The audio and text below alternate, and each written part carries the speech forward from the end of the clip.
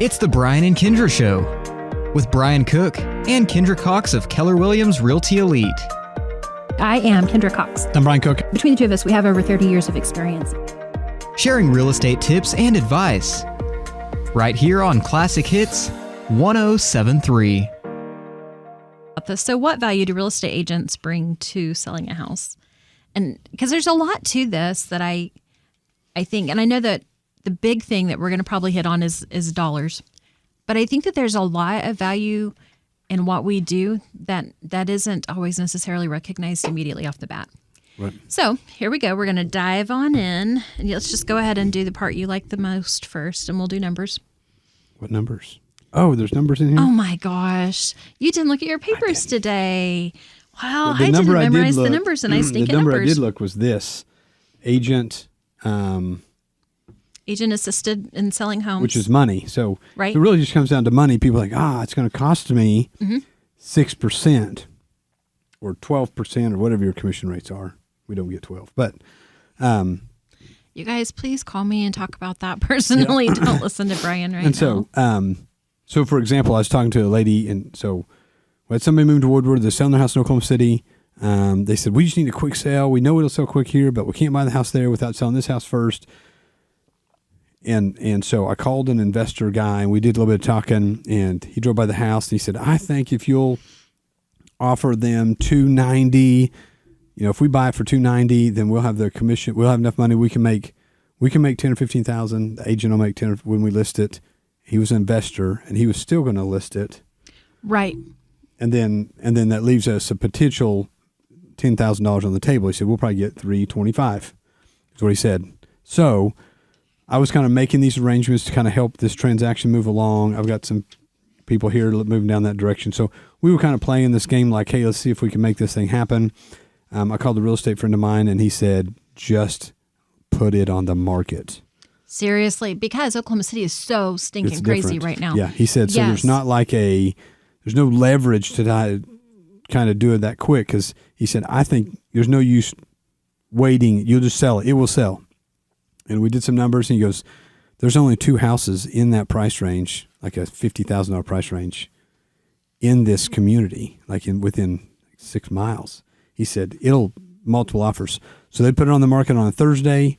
They had 14 offers. They sold it for $345, I think, cash, set to close in 30 days. They were willing to take $290, $295. But luckily, we were trying to help them out time-wise, because sometimes time is more important than the money. And the inconvenience of owning 2 houses, or the inconvenience or the stress of owning 2, or having to wait, have yours on the market while you live there. There's all those inconveniences, and that is worth some money. So luckily we listened, and we got advice from a realtor, and they advised us the right way. I'm also looking at a house. I'm going to totally interrupt you. Okay. I'm going to rein you in. Do it. Okay. So the real money part, you started with commission. Oh, yeah. That generally somebody wants to for sale by owner because they don't want to pay the commission, because they have a preconceived idea that they are going to be able to net a higher value if they don't use an agent. Right. But nationally, what we find is that using a real estate agent, and I really want to say a realtor with capital R, like somebody that has that abides by the code of ethics and works the way that we do, members of the National Association of Realtors, those real estate agents are typically able to, even being paid commission, net the seller higher because of the ability that we have to really research the market, do our comps, pull things to help you find the value to sell your home. Right. We also, who do you market to whenever you list a house? Everybody I talk to. Like literally everybody you talk to, but not just like your 27 people that you meet before you even get to the office in the morning, because that's how you are, right? You have a list of buyers that you're already working with. You have people on your board that have told you that they're interested. I mean, even that guy that doesn't want you to look for him, now what he's looking for. Am I right? Yeah, dangerous. It's very dangerous. Additionally, we're marketing to the other agents because we don't even care who sells it. Right. We don't care which office sells it. We want to collaborate. We want to cooperate with other offices. And so if they bring the buyer, great. So we're marketing not just to our own buyers, not just to our little tiny office, but also to other offices, to their buyers. And we have a bigger reach. That was one of the stats that I read that the amount of people that for sale by owners have sold that were actually like people they already knew, very, very small. It was like 3 to 5%. And that's crazy. No kidding. Yeah, so interesting. So I feel like even in the internet world, I feel like our reach is still greater. Absolutely. Because of what we do. Right. What do you think? I do. So the number, I got way off, but the number, so according to the statistics from National Association of Realtors, the median house prices, so the median house price that was sold by for sale by owner was $160,000. When it was sold to somebody they knew. So, hey, I want to sell my house. Oh, Branson, you want to buy a house? Yeah, buy my house. Okay, we sold you my house. $160,000. The median sales price of a for sale by owner that just sold it, like put a for sale by owner sign up, advertising newspaper, radio, whatever, $190,000. The median number that was assisted by an agent was $250,000. That's a $90,000 difference. Now, I'm going to tell you, I do really, really, really hate that stat because it's so far apart. Like, I really kind of feel like it reminds me of like when Zillow does a Zestimate. Yeah. So I'm not putting a lot of stock in that. I think the real point there is just that it shows that there is a difference in values of realtor or agent assisted sales versus for sale by owner. I think that's the important part. What do you think? I do think that most of the time, I do feel like, there's a few times I don't feel like I've earned my commission. I feel like the transaction is the transaction, and we do everything we can to make it smooth and double check our things. And there's something to say for experience.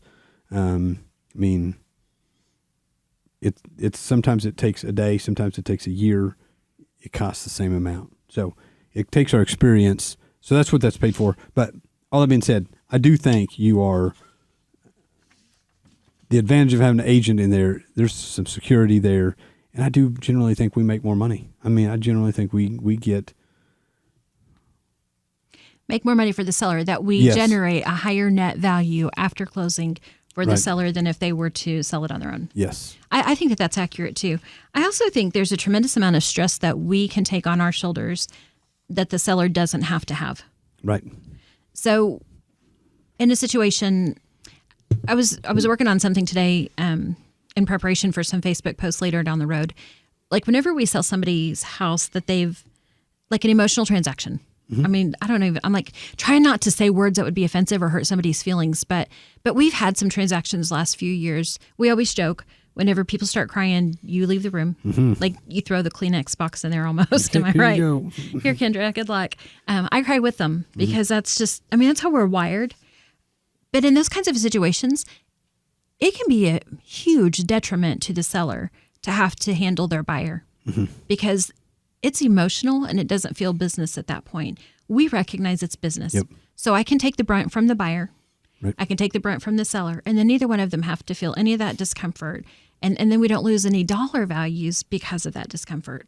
Because unfortunately, that's what happens, right? Right. Yes. So a comment, and I'm like, I don't know. I think when you do lose value, sometimes you get taken advantage of because it is emotional, and you're just like, okay, fine, I'll just sell the house, just take it, because they're tired of dealing with the emotions. And then sometimes they oversell their property and they don't let it go because they overly sold into the house. Right. And I think so in other situations too, like where finances get tight, and then that's a different kind of discomfort for a seller to have to share with a buyer.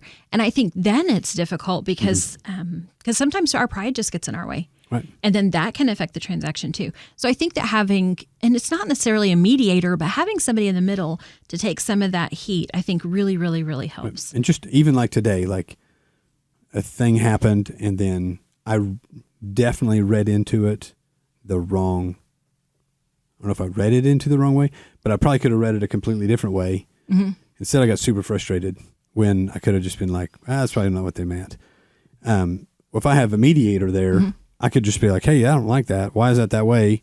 They call them. They get the answer. They come back to me and they're like, maybe did mean it that way, but hey, no, it's just business. And it completely handled completely different.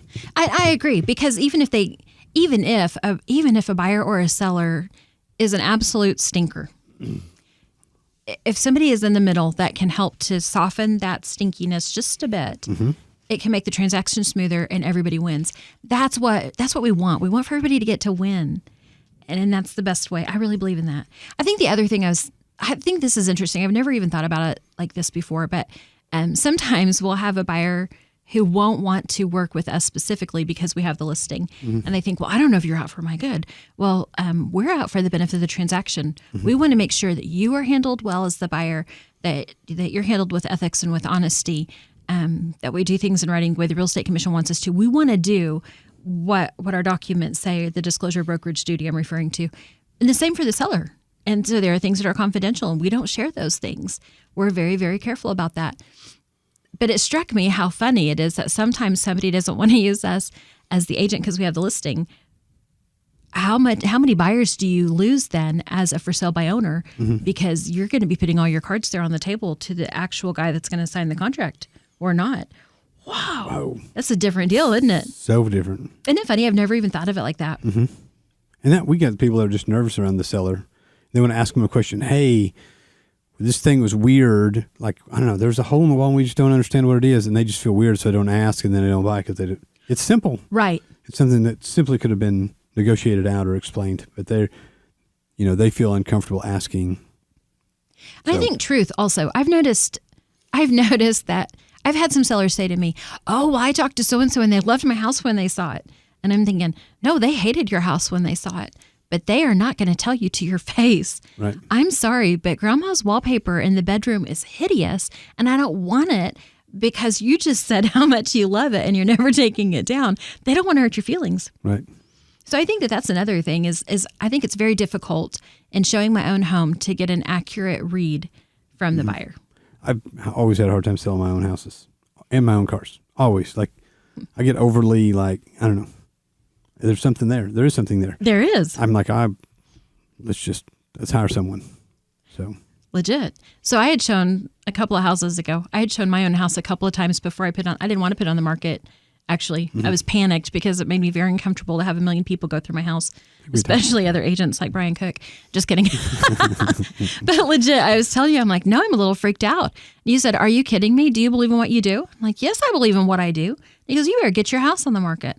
Oh, I was so frustrated. Put my house on the market. Another agent sold it immediately. And I thought, you've got to be kidding me. I had tried there's really. less pressure. It was so easy. It was the best transaction ever. Yep. We're going to have to take a break. All right, we'll take a quick one. We'll be right back. All right, we're back. Okay, so a couple of points. We only have just a couple of minutes left, but one of the things that you and I are talking about during the break, you're looking for houses for your niece in Alva, for a daughter in Stillwater, and for a daughter in Savannah. Right. So for those three things, you're very capable. I mean, how long have you been playing this game? Like 20 years.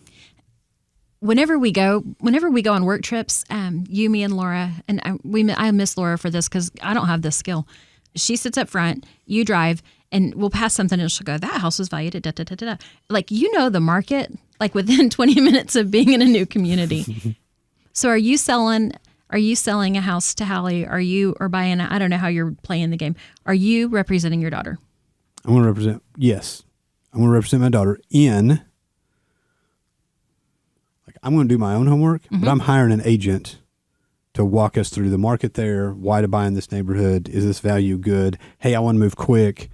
So like the one I'm looking at auction tomorrow, and so he's going to go represent me at the auction.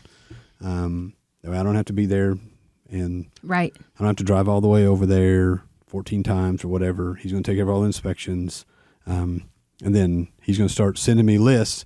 We'll get to the point I feel like I trust this guy enough that if he says, hey, I think you need to buy this house, I think I can write an offer and not even look at it. And go sight unseen. So I wanted to bring that up because even from a buyer perspective, I think that there's a tremendous amount of value in having a realtor. And so I really feel like this is tricky to talk about sometimes because we're excited. We love what we do and we get passionate. And I read something today that's like, why do people think I'm mad? I'm just excited. Like, and I know that that's me. I know that's me. So I just wanted to kind of put that out there where hopefully it would be able to be heard in a fashion of, we really believe in what we do. We really believe that we're an asset. We really want to be an asset. We want to help, and we want to make your transaction smooth, and we want to help you get the most. and to have a good, healthy transaction.